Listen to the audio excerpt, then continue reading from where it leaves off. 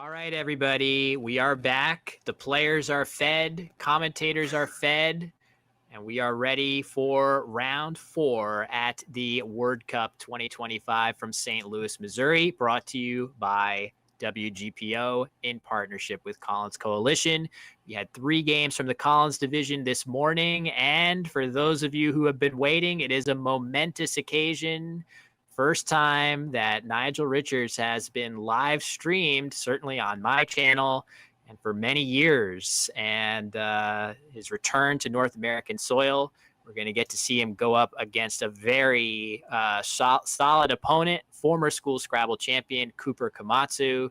Cooper with the first move. I, of course, Will Anderson. And for the afternoon block, I am joined by longtime top expert, Doug Brockmeier. Doug, thank you so much for hopping aboard with us. Very exciting to have you here for this special occasion. I'm so thrilled to be here. This is just great for Scrabble, and I am just so happy to join you, Will, and this is great. So thank you. Yep, it's going to be a treat. So, of course, we have to balance the need to show everybody Nigel, because he is so fun to watch, but also keep in mind that there are a ton of awesome storylines and great players in the WoW division. So we are not going to just show you Nigel every time. We're going to try to strike that balance. And Cooper with a shocking message, political message on his rack. No, I'm just kidding. He's probably thinking about those different plays. Looks like he has few set up, woke set up. And, it looks like he is going to play few. I feel like this has the merit, Doug, of being very difficult to hook as opposed to woke, which hooks a lot of different letters. That could be what Cooper is thinking here. Yeah, absolutely. Well, I feel like there's several choices in that rack. He could have played EFF for 18, keeping woke. The WK is kind of a awkward combination as a leave, and had he played woke, it does take the N back hook, it does take the A front hook, and maybe he thinks that defense is a better choice going forward in this game. I definitely see a lot of players go into games with Nigel thinking very defensively from the get-go.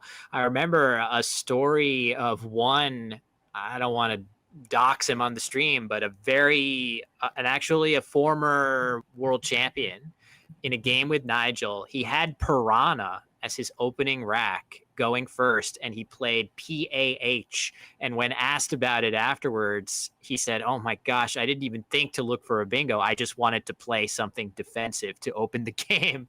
Wow. So can play tricks on you going up against this guy, as Pia is the play by Nigel.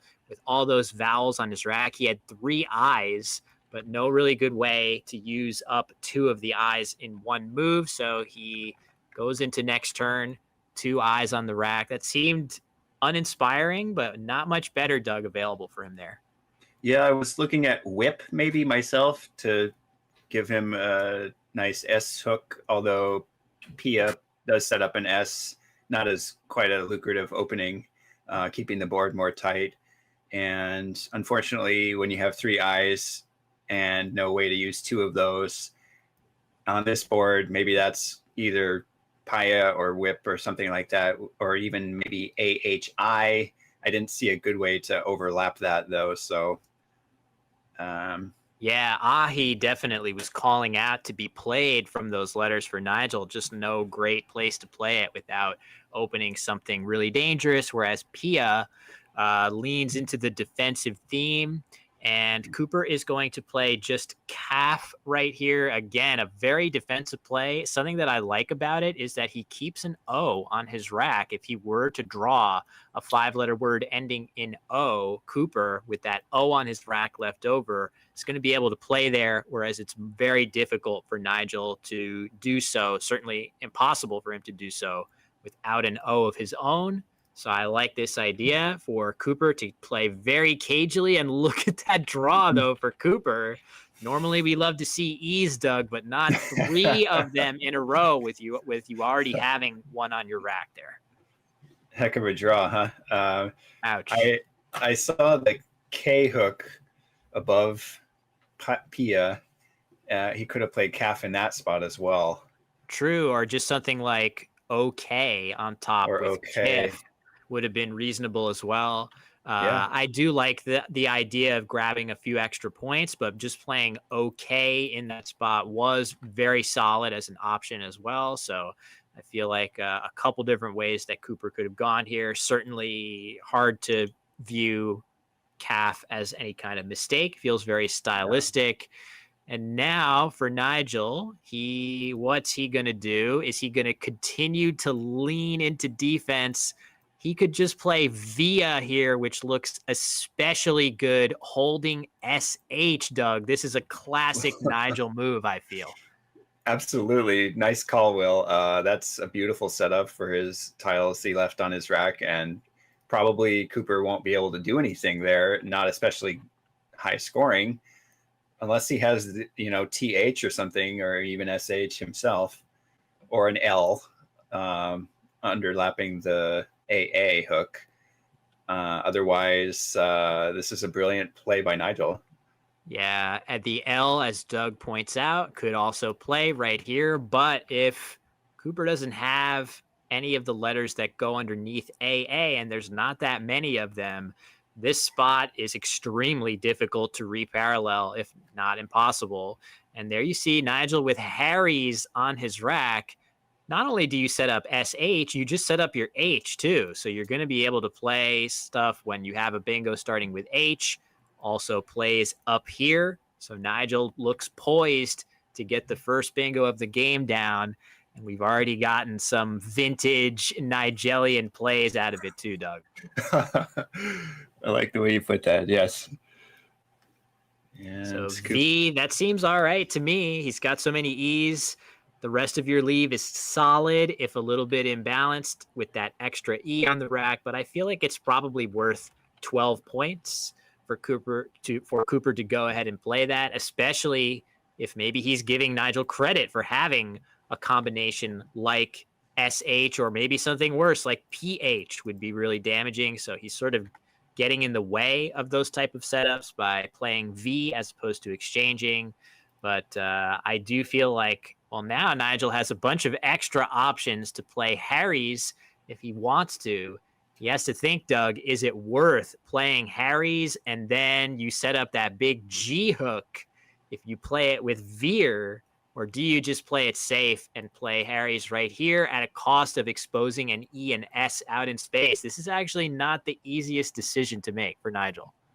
No, this is one of those tough decisions that I feel like may end up impacting the game quite heavily. I really like his play here. I don't really mind opening the G hook. That's not going to be that of a like an easy spot for him to use necessarily, unless Cooper has the right word, and Nigel might get that spot himself. And this doesn't open up really much of anything else, so I'm happy with this play. I agree. I feel like that G hook is not as salient a threat as if you just imagine Harry's going across the board, putting an E. Well, I put the E in the wrong spot, but the E and S out in space are arguably more dangerous than just having a random G hook out somewhere.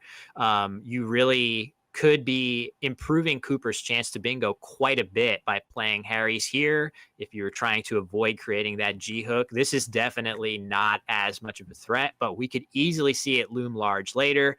Meanwhile, Cooper with a very nice play to dump a bunch of vowels with Aeon for 22. That looks like his clear best option, Doug. Yeah, I am a little shaky on my four-letter words, so NIFF is Oh, I un, think that's little that's a relatively newly added word newer to word, the, right? yeah, so it is valid. No shenanigans by Cooper. So yeah, nicely spotted by him. But Right. yeah, I think that was a solid choice.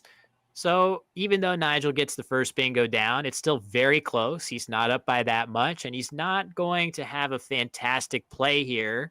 So Cooper can keep fighting, and maybe if he gets the next bingo down, he will get right back in this game. So he's far too experienced to be too disturbed by his early deficit, which is quite minimal.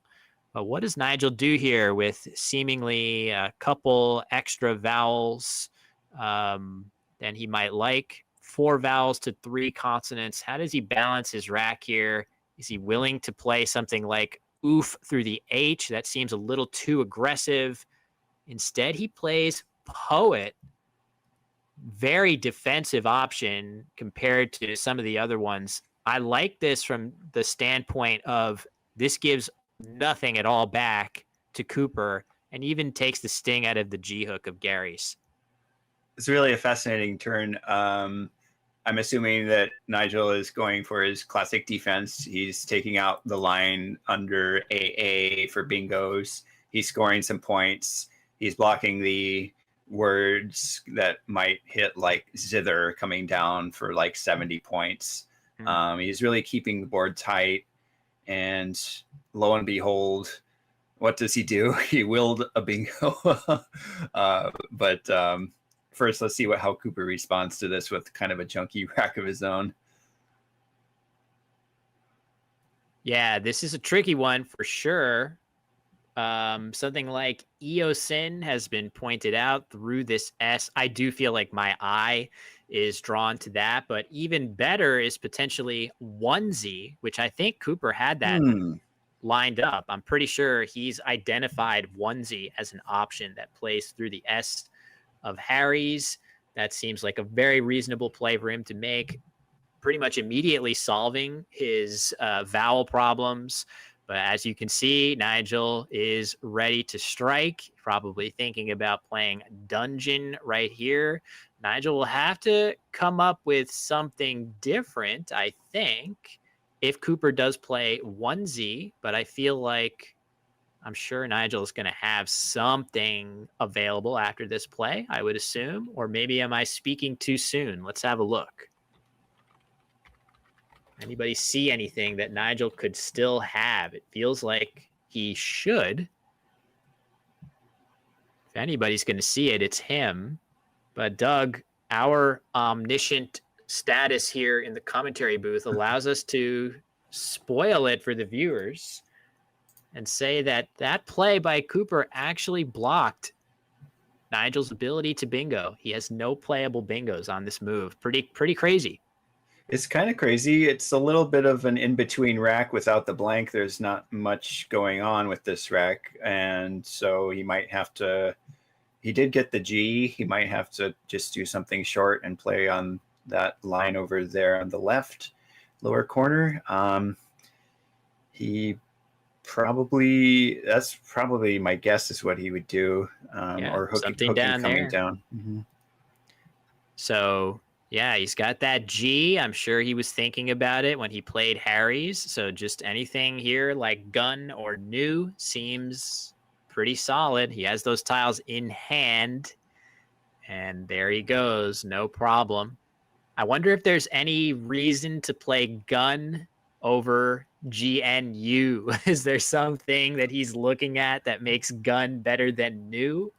I'm curious because the computer likes gun, which I'm struggling to imagine. Maybe it's just a little bit. Maybe if you play the N here, it's possible to eventually play something with Viri more easily off of the N. Plays like Neri or something like that. Score a little bit better. Maybe Nix or something. Nix or Nixie. Yeah. Nixie. He's probably guarding like... against Nixie. That's amazing. God, these tiny details, he nails them every time. That is so crazy. That's what makes him Nigel. Yeah, that's got to be it, which is so subtle. What a subtle nuance that is, Doug. But I think he is correct to play gun over new. I think you're right. And how will Cooper respond? He's down a bingo. The board is pretty average, kind of marginal for what he wants to do in terms of opening the board. He can't do a whole lot here, I feel like, this turn. But yeah, it's pretty brutal. Two Y's, two T's. Unfortunately for him, that S can't play an S here in this lexicon. Otherwise, that would be so much nicer to keep the S in reserve and feel that your 7-letter bingos have a good chance of going down. He does have an S for sniff, but it's a little more difficult to start a word in S than certainly ending a word in S is what we all love to do as Scrabble players. So I just wonder, is he really stuck making a play like stagey here? I mean, that is so uninspiring, but what else would you do? Would you play nitty here, trying to open the board a little bit at a cost of leaving GSY? I feel like stagey, as weird as a play as that is, the ITY left over is actually not horrible. It's actually stacks up pretty well with some of the other leaves that you could get for some of the candidate plays here. I would hate playing stagey here, though, Doug. I hate everything. Unfortunately, I feel like this board is kind of brutal at this point, especially with what Cooper has right now. And I feel like I might even exchange. I might just keep IST and try again next turn. There's really nothing great to put on the board. It's being pointed out in the chat for the, I hesitate to say, like the Zoomers out there. We cannot yet play Giat here, which would be absolutely fantastic. But maybe, as is being said, maybe in a few updates from now, we'll be able to play that in Scrabble. Unfortunately, not yet for Cooper. He's going to have to, it looks like he is doing just as you said, exchanging. I think this is totally defensible, Doug, as you said. Well, after stagey, it's very hard to open the top left quadrant of the board. And bingos through that S will be practically the most low scoring you could have. And I feel like this is a totally reasonable choice by Cooper. Yeah, I agree. Dialist now finds its way onto his rack. Idealist would play through the E here of 1Z. I'm sure Cooper is going to see that, and he is really hoping that stays open. It seems like there's a decent chance that it will stay open as really maybe the best thing. And you can see from the way Nigel has his tiles, he might be getting ready to play Wax in here. That is exactly what's coming down. And that is a huge ray of hope to Cooper as he's going to get a bingo down, Doug. That is good for Cooper. He's still going to be down. And Nigel, obviously, we know that he has the blank in hand, which is pretty tough for Cooper not to be able to draw it. And Waxen is a really beautiful play. That scores decently. It blocks several lines. This is going to be a very interesting next few turns here to see what happens. Whoa, we've got a legendary Nigel word, folks. Denialist. Cooper, I believe Cooper has seen it, and that is a word with history. So Whoa. This word denialist, which I'm almost 100% sure Cooper sees it. He just had the D separate on his rack. That word was played against Nigel several years ago by Jackson Smiley, who is one of the other top competitors in this WoW division. But Nigel correctly reasoned that that word at the time was Collins only and challenged it off, which is insane. It has since been added to the dictionary. It is playable. So Cooper could play that, but if he knows that story, he may not know that, and he'll go for the safer option of idealist. But that is wild to see that come up again. Cooper's going to play it safe and go for idealist for 60. In fact, Doug, had Cooper played denialist, putting the T here with both blanks on Nigel's rack, it seems pretty clear that he would have tripled through that T anyway. So not the worst miss from Cooper here. Potentially, yeah. He definitely would have had a bingo either way if you're Nigel. Denialist would have been an amazing play to see come down. Unfortunately, it's just a regular old bingo for Cooper. And now what's Nigel going to do? He's definitely got a few choices here. A huge number of choices here. Let me get these scores updated. Currently 190 to 160. So Cooper fighting his way back. Not a terrible draw with good scoring letters for Cooper. I could imagine him playing something like MYC for a very good score next turn if Cooper wants to do that. So he's probably feeling pretty good to have fought his way back, but Nigel looks like not sure exactly where he wants to play this word. Certainly many, many words. Sorry for my complete failure to draw a straight line, but many words, pluralizing idealist, are possible. But maybe he's going to play something with sniff. That's another option for him. It's tough, though, Doug, because these are the highest scoring plays. But does Nigel want to give a triple back to Cooper by playing there is the big question. Can he play anything that starts with a defensive tile, potentially? I see he could even do something really defensive like Goutiest, but that doesn't score quite as much, and I'm guessing he won't go for something like that.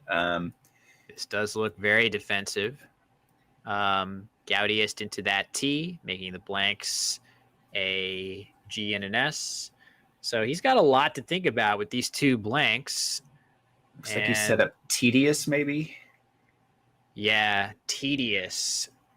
I wonder what makes that better than the other options. I feel like starting with a consonant is probably preferable to starting with a vowel like outvise. It's just too easy if you play outvise in this spot. You can end with literally all of the good letters, right? If this was an O instead of a T, you could end in an S, an R, a D, an E. At least with this play, it's a little bit more specific. You need a vowel and a consonant in these two spots if you're going to play too many overlaps there. But yeah, tedious, certainly the play here. And back up, Nigel goes by over 100 right as Cooper found his way back into the mix here. But it's still plenty of time, though, Doug. I feel like Nigel could draw something really bad. Cooper's going to play something here for a great score, and let's see what happens. Yeah, if Cooper goes for MYC there, that's a lot of points. He's down over 100 now, so he's going to still have a lot of work to do ahead of him. He also has the Oxy hook there, which he could potentially use. Yeah, that's a great point. I'm also thinking about the merits of cashing in your S, right? So if you just play MYC, you keep your S for scop, which is a valid word. So that's kind of nice, right? So if you're going to block the sniff hook by making an overlap, at least you set your S up as well. But cashing it here by just playing sniff now gets you 13 extra points, which is quite a lot. So I feel like given that the S is not particularly powerful on this board, I would be sorely tempted to tack it on. For 13 points is a lot. As I often say, Doug, on stream, when we're talking about point differentials between plays, I would do a lot of things for 13 points. And it looks like Cooper's doing exactly what you said, and he's keeping a little bit closer by taking the points now and seeing what the bag will providentially give him, hopefully.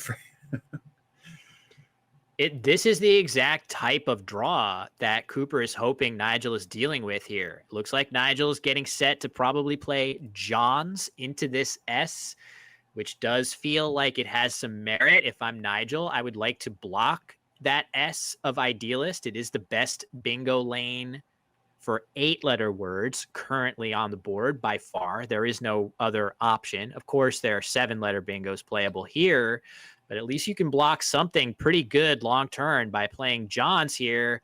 But in the process, you're keeping QOV, which is that could continue to be an albatross for Nigel. So if I'm Cooper, I would be thrilled if I knew that Nigel had these letters. I just wish I would have drawn better than this to capitalize on it. Yeah, I feel like Johns is probably correct. He could have played JO for 29, but the leave is just so bad. And for the reasons you stated, he's making a good choice here. Yeah. An agonizing decision coming up for Cooper here too, just with such weak letters, only one vowel, duplicated D's. It's going to be very difficult for him to make a productive play here. Twin, which is maybe the best play that I see. It says a lot that this is the best play going down right here. I would hate to play this if I'm Cooper because this triple lane is such a lifeline to me. But what else can he even do, Doug? I mean, this is such a brutal situation. Yeah, unfortunately, the way this board is unraveling, the defensive tightness is really limiting options for both players, especially as we're seeing right now. There really aren't a lot of places to go. I mean, Twin looks okay, not great.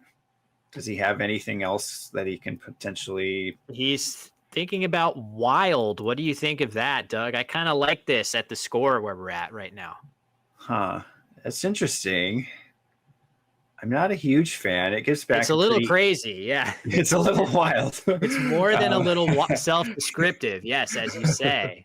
But I feel like the score differential in the game somewhat justifies it to try to delay Nigel, right? If you force him to play something through the W, maybe you can get away with him playing something that doesn't score that much, and it gives you a chance to draw into your desperately needed 7-letter bingo here, right? It's sort of a waiting move or a distraction move, but I cannot blame Cooper for playing this. This feels much more standard and it's sort of a safer option.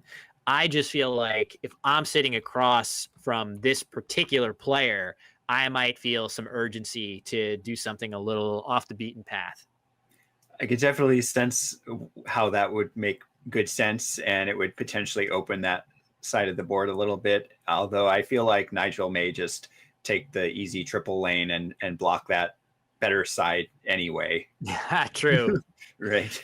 Yeah, it's a good point. He, of anyone, is likely to sort of suss out the real threat of an opening, right? Like most of us Yeah. would, after a play like Wild, we would look at this and say, oh gosh, I got to block this spot. Nigel might calmly look into the unseen pool and say, there's nothing that can really hurt me. I'm just going to go ahead and play in the spot I originally wanted to. And that's that. So interesting. He's going to go ahead and play Mog here. Very good score. Keeping the Q again, though, Doug. I do kind of like this from the sense of if you're going to play in this spot, it's nice to put the M here. Nigel's taken the opportunity to play this overlap and placed a word here that does not hook with an S. I kind of like that attribute of this play. Good point. I love that about it. And he's keeping the tempo. He's playing 3 instead of just dinking the Q. He's got the QI above Gary's anytime he wants it. That spot's not getting played. He may just want to keep the board tight right now and keep a good lead and get the board so he can get this game over with as soon as possible. Yeah, all true. Patience with the Q. He's probably thinking these 2 U's are still there to come help me at some point. Of course, neither player has drawn either of them, so they're still waiting. As you said, Doug, you've got this spot to dump, and if you draw the last I in the bag, you could even do better. All right, Giro for Cooper. This seems very reasonable.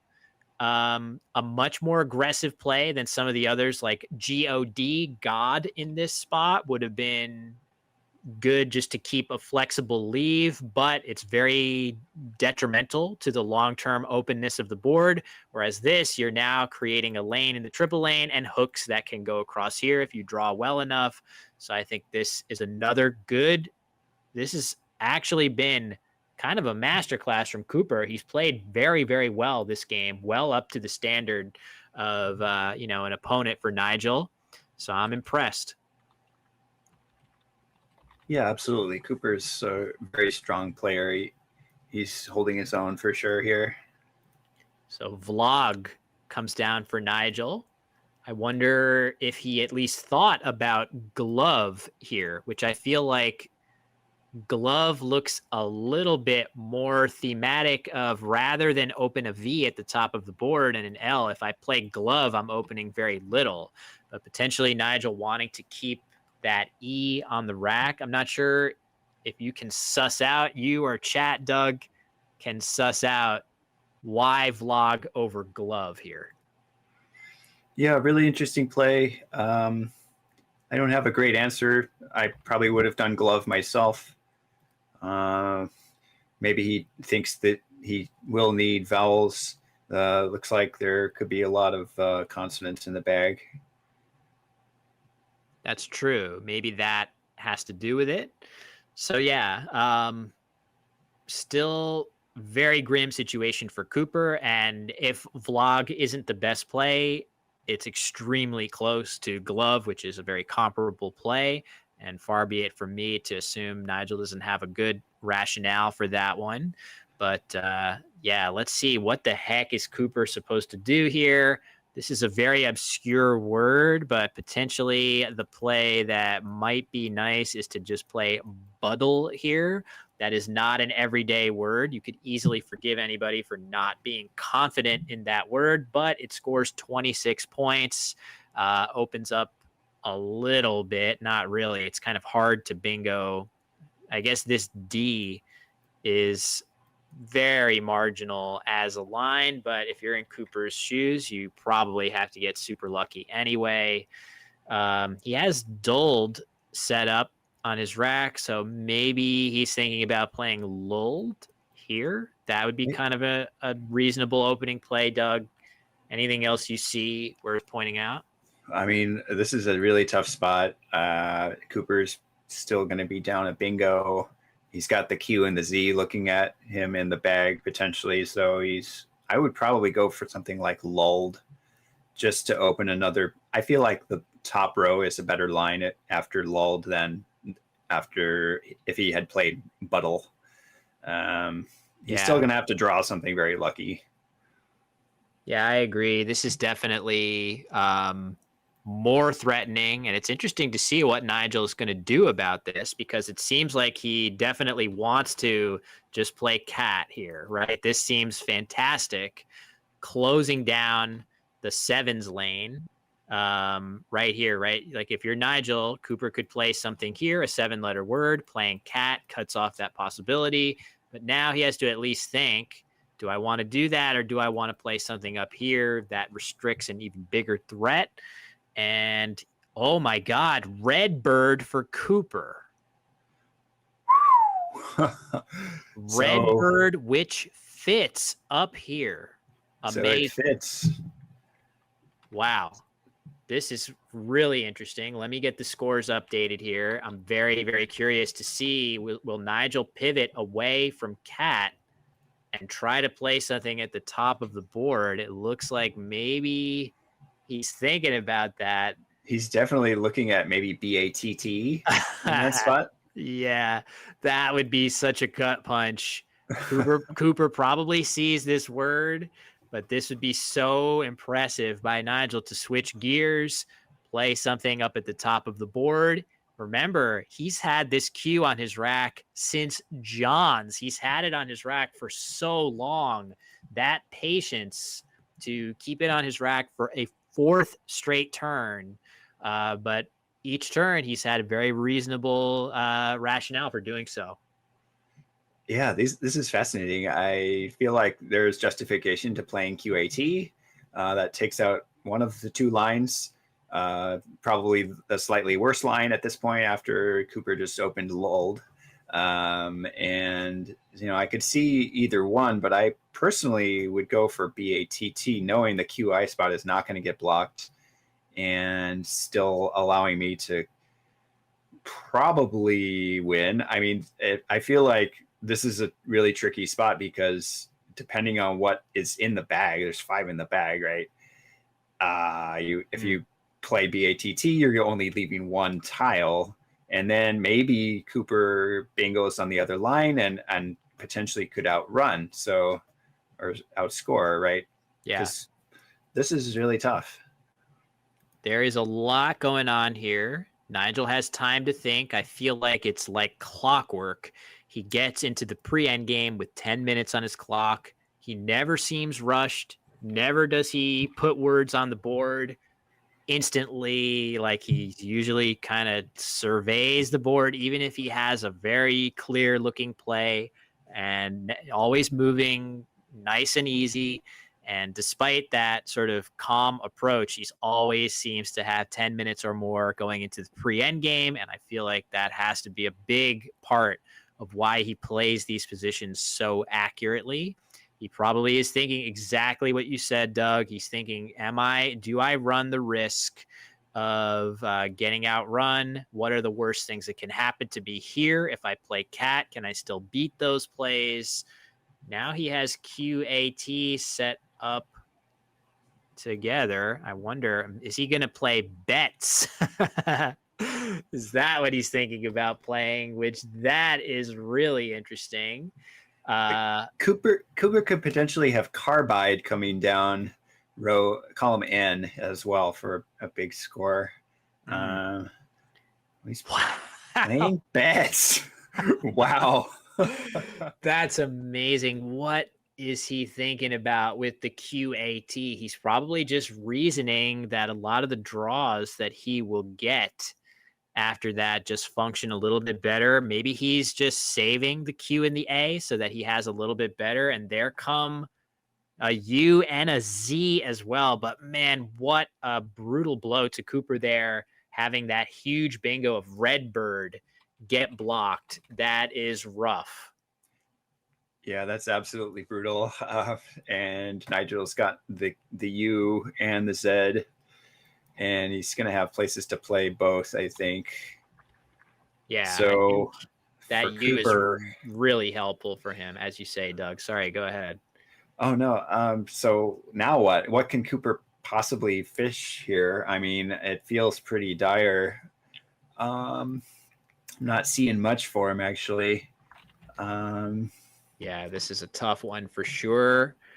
It doesn't feel like he has, with only one tile in the bag. And hold on, I'm trying to get the unseen tiles to look right. There we go. Okay, this is correct now. The unseen tiles from Cooper's perspective are correct on screen there. He's got to, I mean, if I'm Cooper, I'm definitely looking and thinking to myself, I think the easiest things to think about are, is it possible for me? How can I win this game? For example, if Nigel has QZ on his rack but can't play both of them productively, maybe the best tile for me to hope for is to draw the U from the bag, because that would make it a lot tougher to use the Q. Maybe that's not true because you're just going for a bingo that plays in two spots anyway. So, I don't know. It's a very difficult situation. I'm not seeing anything that looks like a slam dunk to me. No, I don't either, Will. I wonder if there's any fish that he could make that would allow him to bingo. So what, I mean, I think the obvious things to fish would be the D or the R. So you just have to, first I would be checking those. What happens if I use one D or one R, and where can I play them productively that actually gives me a chance of hitting something? I guess the issue with that is, where are you going to play one tile that actually opens anything? Because this is your main spot right now. It's going to be very, very difficult to fish something. Can you fish something that for a bingo that ends in A? Even then, too easy to block both with a play just going right across. Yeah, this is pretty tough. I'm going to be curious to see what Cooper comes up with. I know he's a brilliant player, but yeah, there you see Redbird find its way back onto the rack again, lamenting. Although Cooper had to expect that if Nigel had a reasonable play up here, he was going to do his best to block that spot. It feels like he probably didn't have his hopes up that high that it was going to stay open. yeah, I feel like Nigel definitely went the right direction there with the bets play. And now doesn't look great. I'm trying to see what else may be possible. He may decide to not fish because what is there to do? Yeah, he may just not see anything that is realistic for him to win. He's got another minute to go. Um, I feel like there are times, Doug, where you just want there to be an option that gives you some kind of realistic winning chances, but it's not always true. There might just not be anything that Yeah. lets Cooper steal this game away. Of course, he's going to spend every second that he has trying to come up with one. But yeah, he's going to go ahead and just play Bride, which frankly, it seems as reasonable as anything. If you're just going to throw in the towel, you're trying to draw probably a vowel. And I think it's actually going to be an R for him. But yeah, valiant effort, I have to say, by Cooper in this game. Hard to look at too many moves he made and say, oh yeah, that was where he, the game got away from him. I'm impressed overall, but of course, also impressed with Nigel, and he is very likely, as usual, to come up with a really good end game sequence. He probably knows that Cooper's DRR is not going to go out very easily, so he's going to figure out what is the best sequence, and I think he has done it very, very quickly, which is a quit. There it comes, which is amazing how quickly he's able to come up with those. No outplays for Cooper, and that is going to allow Nigel to play Za for his outplay alongside the B of Bride. So, no, this gives Cooper drab, doesn't it? Well, I think he used the B, so I believe his rack is DRR at this point. Oh, sorry. Yeah. Little, so, yeah, no worries. So DRR. So it gives Nigel that opportunity to do a little sequence, and he'll get a second play out of it. Great end game. Let me get these scores. There we go. That's the correct score. So there you go, folks. Nothing crazy, Doug, as far as Nigel playing wild, 9 or 10 letter words, but I feel like we got little glimpses of that classic Nigelian mode of thought. I think Via early in the game was a really nice move. And of course, keeping the queue patiently for many turns in a row when I think a lot of players would have wanted to dump it. Oh, yeah. I mean, just a wonderful example of a Nigel game, and well fought by Cooper, well played by both players. Just a very defensive game, and there were only so many options on any given turn. So, I mean, this was classic high-level defensive Scrabble. Yeah, without question. So nicely played, really, by both players, as you suggest. Just looking through the moves, and I really feel like Cooper gave a great account of himself on the stream. And who knows? I think odds are very good if he continues this level of play that we are likely to see him again at some point down the road. So, yeah, Doug, this was round 4 of the tournament, and there are 31 rounds in store for us. The stamina factor is one that rears its head in events like this, wouldn't you say? Oh, definitely. I've been there. And early in the tournament, you've got good energy and you're just getting going and seeing how things are shaping up. And, the whole tournament's still ahead of you pretty much. So, but by the later rounds, your energy is a little bit diminished, or maybe you're barely able to function. But this was fun. It is easy to have stamina issues at these. There's just so many games. You could just happen to get a bunch of them that are really taxing as the players square up. Cooper is, we know Nigel.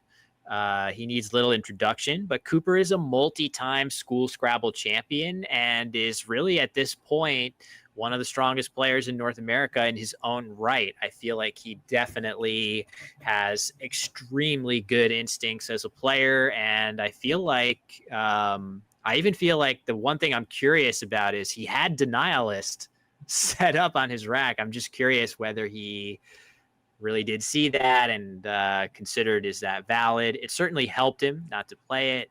But yeah, impressive result by him.